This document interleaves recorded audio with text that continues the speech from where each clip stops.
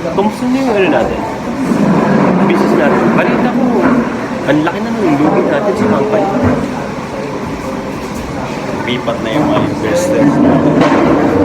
Lugi na yung kumpanya. Yung mga fans natin, wala na. Kaya yung mga ibang empleyado natin, Nag-resign na? design na. Kaya kailangan makaisip tayo ng solusyon para makabangon ulit yung negosyo natin. Ano yung naisip mong negosyo? Tinapa.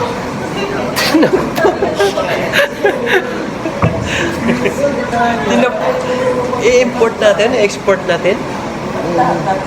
Malakas ang tinapa sa Thailand. Sa Thailand ngayon. Maganda ko. Good idea. Lumakas sa Thailand. Lipat naman natin siya sa India. India? Sa India. Hindi ba sila nagtitinapa doon? Ngayon, mas in-demand ang tinapa sa India. Kasi wala na siyang pamekos-mekos. Pamekos-mekos. Ano yan? Saan naman mapapanood yan?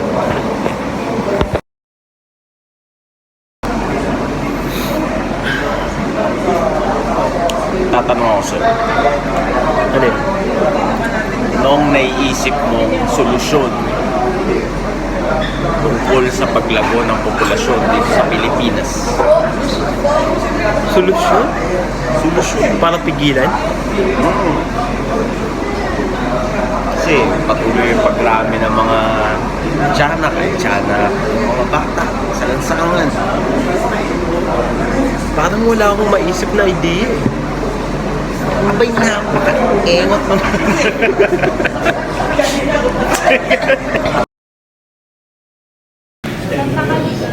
Yo, the bar is your boy Archer Mida. So, mag-interview tayo ng mga tao dito sa Pilipinas.